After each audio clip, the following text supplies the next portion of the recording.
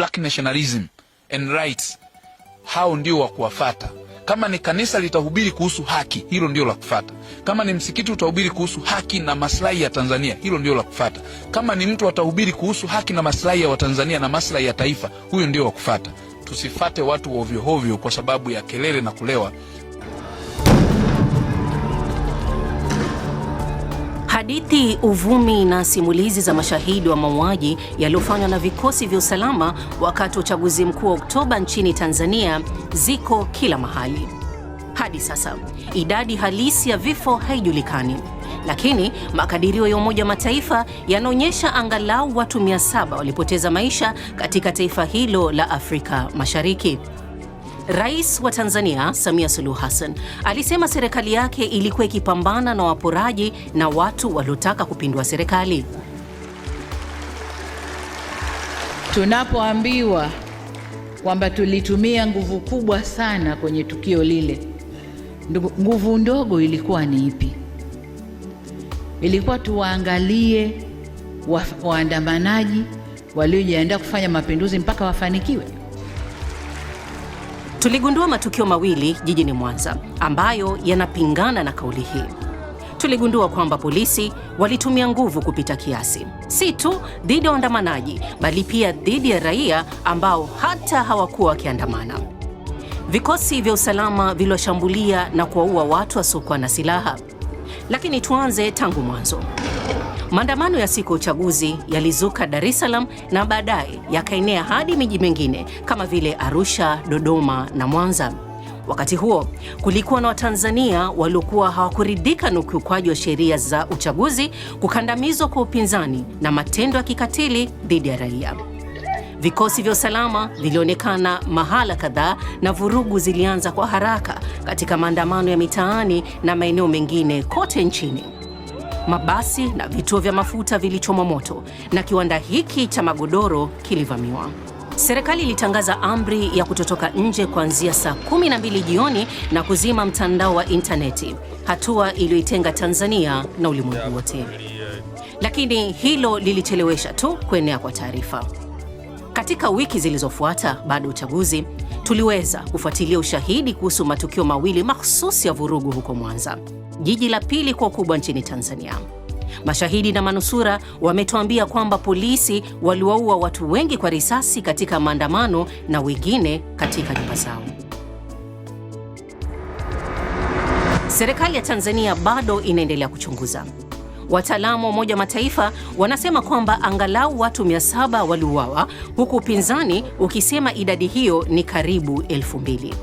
DW haiwezi kuthibitisha idadi kamili ya vifo, lakini inaweza kuthibitisha kwamba polisi walifuata na kuwaua raia ambao hawakuhusika katika maandamano. Hilo linapingana na kauli ya Rais Samia Suluhu Hassan. Ilikuwa tuwaangalie waandamanaji waliojiandaa kufanya mapinduzi mpaka wafanikiwe. Tuyaangalie kwa undani matukio haya mawili makubwa jijini Mwanza. Manusura na mashuhuda walikubali tu kuzungumza na DW kwa sharti la kutotajwa majina. Wanasema kwamba polisi wanajaribu kunyamazisha na kuharibu shahidi. Kwa hivyo, tumebadilisha majina yao kwa usalama wao. Tuligundua kwamba polisi waliwaua watu 4 katika tukio moja huko Kisesa yapata saa 1 usiku wa Oktoba 29. Vikosi vya usalama vilijazana eneo hilo kufuatia maandamano ya siku hiyo. Barabara kati ya Kisesa na Mji Mwema, kitongoji cha Mwanza kilicho umbali wa kilomita 14 hivi, ilikuwa njia ya kifo mnamo Oktoba 29 hadi 30. Akida aliuawa hapa Kisesa. Akida alikuwa amekaa nyuma ya nyumba yake na vijana wengine wawili walikuwa wakila chipsi. Kisha polisi wakaja na kuambia wakae mstari mmoja. Kulikuwa na saluni karibu na kulikuwa na mtu aliyekuwa amemaliza zamu yake hapo. Polisi wakamuamuru naye ajiunge na wale wengine ambao tayari walikuwa wamepangwa mstarini. Kisha polisi waliwaamuru wote walale chini. Walilala. Yule mtu wa saluni alijaribu kukimbia na polisi wakampiga risasi mgongoni, wakampiga tena kifuani, kisha wakampiga kichwani. Wale waliokuwa wameamuriwa walale chini nao wote walipigwa risasi na kufa. Wahanga wa mauaji haya walikuwa Akida mwenye umri wa miaka 31, Chacha, kijana kutoka Saluni mwenye umri wa miaka 40, Hamu mwenye umri wa miaka 31 na Zuberi mwenye umri wa miaka 24. Mama yake Akida na wengine wawili walishuhudia mauaji hayo ya halaiki. Nilikimbilia barabarani na kukuta miili ya watu 4 imelala chini. Nikamwinua mwanangu. Mwili wake ulikuwa baridi, lakini miguu yake bado ilikuwa na joto kidogo. Kwa hivyo nilidhani bado yuko hai. Nikakimbia kurudi nyumbani kuchukua gari, nikarudi haraka kwenye eneo la tukio. Lakini nikakuta kuwa mwanangu alikuwa tayari ameshakata roho. Mashahidi wanasema ufyatuaji risasi wa hapa na pale usiku kucha ulifanya iwe vigumu kwa familia za waathiriwa kukusanya miili ya marehemu. Kulikuwa na maiti nyingi mitaani na hakukuwa na mtu wa kuzikusanya. Hata kama angekuwa rafiki yako, baada ya kupigwa risasi ilibidi ukimbie tu, usingethubutu kurudi kuchukua mwili wake. Hatukuweza hata kuziweka maiti kando. Kwa hivyo kuhusu maiti hizo, ni wanajeshi ndio waliokuwa wakizikusanya. Walikuwa na malori maalum ya kubebea maiti hizo. Tukio la pili jijini Mwanza linaonyesha kwamba vikosi vya usalama havikuwapiga risasi watu wa kawaida mitaani tu. DW iligundua kuwa watu kadhaa walipigwa risasi kwenye ukumbi wa video maarufu kama Kibanda Umiza huko Mji Mwema kati ya saa 1 na 2 usiku mnamo Oktoba 30. Imani aliyenusurika alikuwa ameketi hapo na wenzake 14 waliposikia ufyatuaji risasi wa hapa na pale. Tulikuwa ndani ya Kibanda Umiza tukitizama habari. Ghafla tulisikia risasi zikifyatuliwa nje. Baadhi yetu tulikuwa tumejificha chini ya mabenchi. Tulipolala nilisikia risasi zikifyatuliwa tena. Nilihisi kama zilikuwa zikipigwa hewani, lakini kwa kweli zilikuwa zikifyatuliwa kwetu. Tukio zima lilichukua chini ya dakika 1, kisha wakaondoka. Nilihisi umotomoto kwenye shavu langu, na nilipojigusa kwa vidole vyangu nilihisi nilikuwa nikigusa meno yangu. Nilikuwa nimepigwa risasi. Niliona watu wakitapatapa pale chini na damu zilikuwa zikiwatoka. Nikasimama na kukimbia. Nilijificha kwa muda mahali, kisha nikaenda nyumbani. Imani alihangaikia matibabu hospitalini na hadi sasa ana wasiwasi kuhusu usalama wake. Hii ndio hali baada ya tukio hilo. Mashahidi wanasema miili kadhaa ililala ndani na karibu na ukumbi wa video ama Kibanda Umiza hiki. Neema aliwapoteza watu wake wawili katika tukio hilo, mwanawe Simba na mdogo wake Hamisi. Nilitoka nje kumsaidia mtu ambaye alikuwa amepigwa risasi mgongoni na kwenye paja. Alikuwa amefanikiwa kutambaa hadi mlangoni kwetu. Alinusurika. Tulipokuwa tukimsaidia, kijana mmoja alikuja akipiga kelele, "Mama Simba, njoo uone, mjomba Hamisi na Jebali wameuawa." Nilipiga makelele na kujaribu kuvuka barabara na kundi la watu, akiwemo kaka yake Jebali, lakini risasi zilikuwa zinaendelea kurindima. Tulilazimika kurudi. Kisha akaja kijana mwingine na kuniambia Simba ameuawa. Usi na manusura mwingine alikuwa na Simba ufyatuaji risasi ulipoanza. Nilimwambia Simba, tunahitaji kukimbia, lakini alikataa. Alisema hatujafanya kosa lolote, tutulie tu. Ingawa moyo wangu ukiniambia vyengine, nilikaa kwa muda. Kisha risasi zaidi zilipigwa. Nilimsihi tena, "Kaka, watu hawa watatuua, tukimbie." Lakini alibakia kama kwamba roho yake ilikuwa ikimwambia baki hapo. Niliona njia pekee ya kutoka ilikuwa ni kuchomoka moja kwa moja kuwapita wale askari. Nikakimbia. Nilidhani Simba alikuwa nyuma yangu, lakini nilipofika nyumbani kwa mama yake na kugeuka, hakuwepo. Nilitaka kurudi kwenye eneo la tukio, lakini nilisikia mlipuko mkubwa kama bomu. Dakika chache baadaye, simu yangu ilianza kuita ikisema marafiki zetu wameuawa huko Mji Mwema. Simba alikuwa mmoja wao.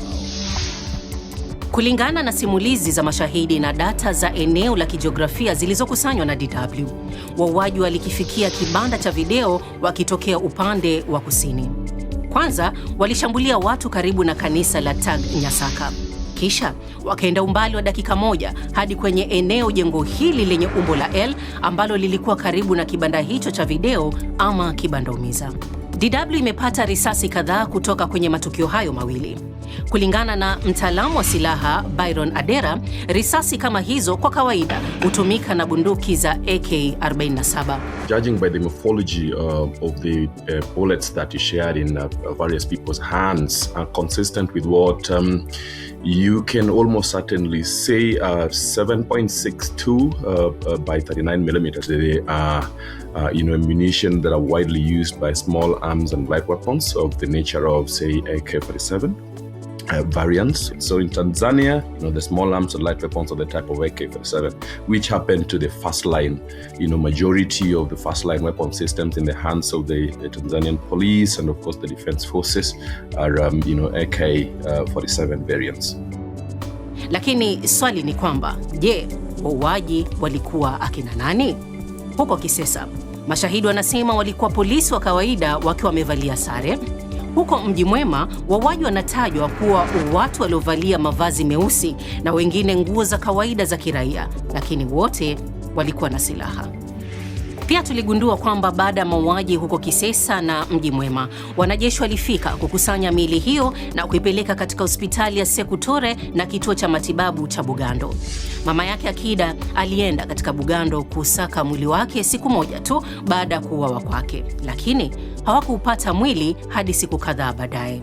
Kulikuwa na miili mingi iliyorundikana kila mahala. Walifanikiwa kumpata na kutuambia tulipe shilingi 300,000. Hiyo ilikuwa Jumamosi tulipouona mwili kwa mara ya kwanza, lakini siku hiyo ilipita na Jumapili na Jumatatu na Jumanne. Ilikuwa hadi Jumatano wakati mdogo wangu alipopokea simu kutoka kwa afisa wa polisi wa wilaya ambaye alimwambia kwamba sasa tunaweza kuuchukua mwili kwa mazishi. Tuliuchukua mwili kwa ajili ya ibada fupi nyumbani na nyingine kanisani na tukaenda Bujore kumzika. Kulingana na ripoti ya ndani ya polisi mkoani Mwanza ambayo ilivujishwa kwa DW, kulikuwa na raia 68 waliopoteza maisha. Polisi waliotambua watu 58 kwa majina. Baadhi yao walipigwa risasi katika matukio tuliyoyachunguza. Ripoti hiyo haitaji chochote kuhusu matumizi mabaya ya nguvu za jeshi la polisi, lakini inadai kwamba kulikuwa na matukio ya vurugu na ghasia. DW iliwapigia simu polisi wa Mwanza mara kadhaa na kuiomba serikali ya Tanzania kutoa tamko lao kuhusu matukio hayo mawili jijini Mwanza. Tulimwandikia msemaji wa serikali, lakini hakukuwa na majibu. Je, bado nakumbuka kauli ya Rais Samia Suluhu Hassan? Tunapoambiwa kwamba tulitumia nguvu kubwa sana kwenye tukio lile, nguvu ndogo ilikuwa ni ipi? Ilikuwa tuwaangalie waandamanaji waliojiandaa kufanya mapinduzi mpaka wafanikiwe?